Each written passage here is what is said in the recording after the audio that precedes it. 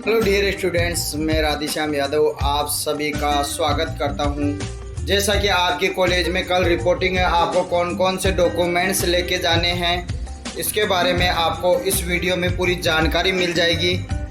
आपको कौन कौन से डॉक्यूमेंट्स चाहिए, अगर इसके बारे में जो भी जानकारी चाहिए तो आप वीडियो को लास्ट तक ज़रूर देखें।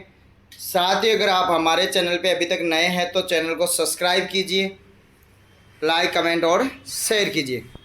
तो आपको मैं बताता हूँ कि आपको कॉलेज में जेट वाले बच्चों के लिए ज़्यादातर प्रॉब्लम्स होती है। प्री पीजी और पीएचडी वाले बच्चे तो ज़्यादातर जो भी साइट पे जो निर्देश दिए रखे होते हैं उनके बारे में जानकारी प्राप्त कर लेते हैं, उनके अनुसार अपने डॉक्यूमेंट्स तैयार कर लेते हैं।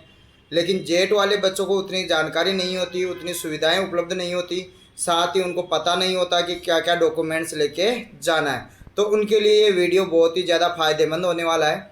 तो आपको मैं शुरू करता हूँ कौन कौन से डॉक्यूमेंट्स चाहिए। सबसे पहले तो जो भी आपको डॉक्यूमेंट्स चाहिए वो ओरिजिनल डॉक्यूमेंट्स आपको ले जाने होंगे। साथ ही आपको जो डॉक्यूमेंट्स है वो डॉक्यूमेंट्स की 2 सेल्फ अटेस्टेड फ़ोटो कॉपीज आपको दो। प्रत्येक जो आप डॉक्यूमेंट्स लेके जाओ, अभी मैं आपको लिस्ट बताऊंगा, उनमें प्रत्येक की 2 कॉपी होनी चाहिए, फ़ोटो कॉपी होनी चाहिए जो आपके खुद के हस्ताक्षर से प्रमाणित होने चाहिए। और ओरिजिनल डॉक्यूमेंट्स भी आपको लेके जाने हैं। और साथ ही आपको रिपोर्टिंग जो कॉलेज का जो अलॉटमेंट लेटर है वो भी लेके जाना है। इसके बारे में अपन अभी नीचे चर्चा कर लेंगे। तो देखते हैं कौन कौन से डॉक्यूमेंट्स आपको चाहिए। तो जो डॉक्यूमेंट चाहिए उनमें सबसे पहला डॉक्यूमेंट्स है वो आपको 10th की मार्कशीट चाहिए, 10वीं क्लास की सेकेंडरी मार्कशीट आपको चाहिए। साथ ही प्रमाण पत्र आपकी माध्यमिक शिक्षा बोर्ड राजस्थान अजमेर है, उसकी तो मार्कशीट में ही वो सर्टिफिकेट होता है, प्रमाण पत्र होता है, तो वही मार्कशीट चल जाएगी। साथ ही आपको सीनियर सेकेंडरी की मार्कशीट और उसका प्रमाण पत्र दोनों मार्कशीट में आते हैं माध्यमिक शिक्षा बोर्ड राजस्थान अजमेर के। तो आपको 12th की और 10th की मार्कशीट ओरिजिनल, साथ ही आपको प्रत्येक डॉक्यूमेंट्स की 2 फोटो कॉपीज चाहिए। तो आगे देखते हैं, ये आपके जेट वाले बच्चों के लिए नहीं है। डिग्री, प्रोविजनल डिग्री सर्टिफिकेट या डिग्री जो आप एमएससी या पीएचडी में एडमिशन ले रहे हैं उनको, आपको जो एमएससी में ले रहे हैं उनको यूजी की, जो पीएचडी में ले रहे हैं उनको एमएससी की वो डिग्री पीडीसी चाहिए, प्रोविजनल डिग्री सर्टिफिकेट चाहिए। साथ ही जो यूजी कैंडिडेट है उनके लिए अगर अपन चर्चा करें आगे तो वो है यूजी जिन्होंने जो एमएससी और पीएचडी वाले हैं तो उनको यूजी की आल मार्कशीट चाहिए, सभी सेमेस्टरों की मार्कशीट चाहिएगी।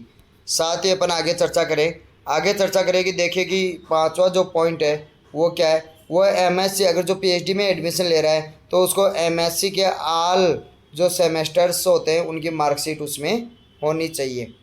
यह जेट वाले बच्चों के लिए ये दोनों पॉइंट नहीं है, यह एमएससी और पीएचडी वाले बच्चों के लिए है। साथ ही अपन 6वां पॉइंट देखते हैं, वो है कि आपको डॉक्यूमेंट जो आपको जाति प्रमाण पत्र है वो चाहिए और वो 1 साल से अधिक पुराना नहीं होना चाहिए। ओबीसी, एमबीसी, ईडब्ल्यूएस, जो भी आप जिस भी कैटेगरी से आपने फॉर्म लगाया है, अप्लाई किया है, उसका प्रमाण पत्र होना चाहिए, वो 1 साल से अधिक पुराना नहीं होना चाहिए। माइग्रेशन सर्टिफिकेट, जिस भी बोर्ड से आपने पास की है 12th क्लास वहाँ का माइग्रेशन सर्टिफिकेट चाहिए। जिस भी स्कूल से आपने क्लास 12th पास की है वहाँ की टीसी जो ट्रांसफ़र सर्टिफिकेट है वो चाहिए।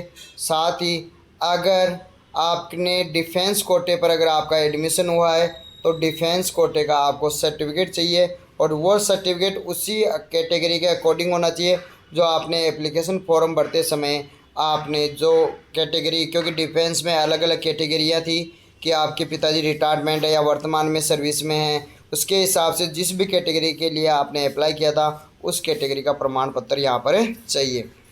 साथ ही आपको जो फिजिकल हैंडीकैप अगर आप कैटेगरी पर अगर आपका एडमिशन हुआ है, यानी विकलांगता वाली सीट पर आपका एडमिशन हुआ है, तो वो विकलांगता प्रमाण पत्र आपको यहाँ पर चाहिए और वो विकलांगता प्रमाण पत्र 40% या इससे अधिक होने पर ही आपका मान्य होगा।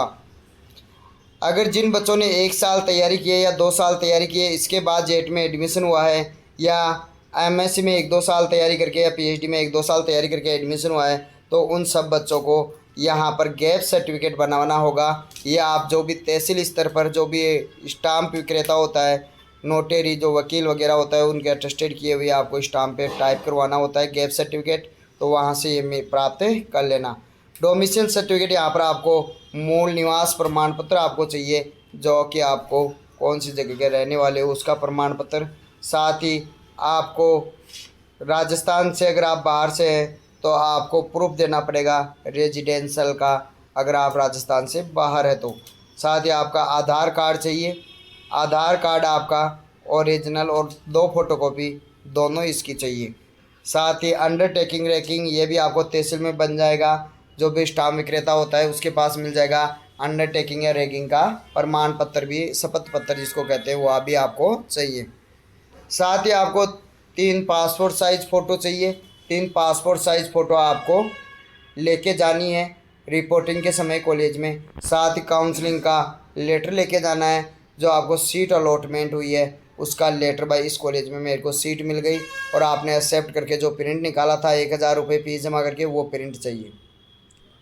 साथ ही आपको इनकम सर्टिफिकेट, जो भी आपका आय प्रमाण पत्र है, वो आपका जो भी तहसील स्तर पर बनता है वो आय प्रमाण पत्र आपको बनवाना होगा। आपको साथ ही application form JET pre PG PhD जो भी आपने एप्लीकेशन फॉर्म भरा था, वो एप्लीकेशन फॉर्म की प्रिंट भी आपको यहाँ पर ले जाना होगा और उसकी 2 फोटो कॉपीज़ का करवा लेनी है, क्योंकि प्रत्येक डॉक्यूमेंट्स की 2 कॉपीज़ चाहिए। एडमिट कार्ड आपका, जो भी जेट प्री पीजी पीएचडी में आप एडमिशन ले रहे थे, एग्ज़ाम दिया था आपको, वो आपको एडमिट कार्ड लेके जाना है। स्कोर कार्ड आपकी मार्कशीट जेट की या प्री पीजी की या पीएचडी की, वो लेके जानी है। और डेट ऑफ बर्थ का आपको प्रूफ इसका आधार कार्ड या आपकी जो 10th की मार्कशीट है उससे इसका अलग से कोई लेने की आवश्यकता नहीं है। करेक्टर सर्टिफिकेट, जिस भी स्कूल से आपने पिछली क्लास पढ़ी थी या जिस भी कॉलेज से आपने यूजी की थी या एमएससी की थी, उसके हिसाब से आपको अपना चरित्र प्रमाण पत्र वहाँ से प्राप्त करना होगा। साथ ही आपको स्व घोषणा प्रमाण पत्र ये चाहिए, यानी आपको स्वयं को ये घोषणा करनी होगी कि जो भी मैंने जानकारी दी है वो सारी सही है। अगर उनमें किसी भी प्रकार का कोई गलती पाई जाती है तो उस मेरे विरुद्ध कानूनी कार्रवाई की जा सकती है। तो इसका अभी मैं आपको दिखा देता हूँ कि सेल्फ जो स्व घोषणा प्रमाण पत्र है वो किस प्रकार से प्रारूप दिया है यूनिवर्सिटी ने, उसी प्रारूप में आपको बनाना है। इसका यूनिवर्सिटी की साइट पे प्रिंट है, या आप मेरे व्हाट्सएप नंबर 99288424 पर आप मैसेज करके भी इसकी PDF मंगवा सकते हैं, उसका प्रिंट निकलवा सकते हैं और इसको फिलअप करके देखते हैं वो स्व घोषणा प्रमाण पत्र जो है वो क्या है। सबसे पहले देखो, ये इस प्रकार का स्व घोषणा प्रमाण पत्र जो यूनिवर्सिटी ने डाला है वो डाला है। आप इसको चाहे दोबारा टाइप करवा के भी आप इसको काम में ले सकते हो, या फिर आप इसका प्रिंट भी निकलवा सकते हो। मैं यहाँ पर आपका नाम आ जाएगा, जो भी आपका नाम है वो आपका नाम आ जाएगा। यहाँ पर आपके पिताजी का नाम आ जाएगा, यहाँ पर आपकी उम्र वर्ष आ जाएगी, निवासी आ जाएगा आपका, जहाँ के आप रहने वाले हैं। साथ ही आपको यहाँ पर स्थान जहाँ पर आप हो, अभी घर पे हो तो आप घर का स्थान भी यहाँ पर लिख सकते हो। दिनांक लगा देनी है, जिस तारीख को आप इसको भर रहे हो वो दिनांक लगा देना। यहाँ पर नीचे आप अपना नाम लिख दे पूरा, और ऊपर यहाँ पर सिग्नेचर कर दे, इस जगह आपको सिग्नेचर करने हैं आपके। तो ये स्व घोषणा प्रमाण पत्र आपका तैयार हो गया। तो ये डॉक्यूमेंट्स आपको चाहिए कॉलेज में रिपोर्टिंग के समय।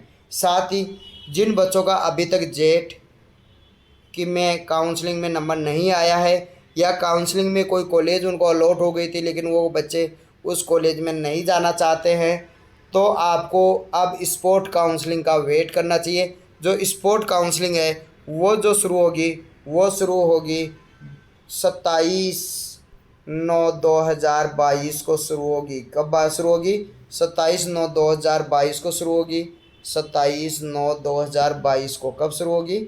27/9/2022 को शुरू होगी।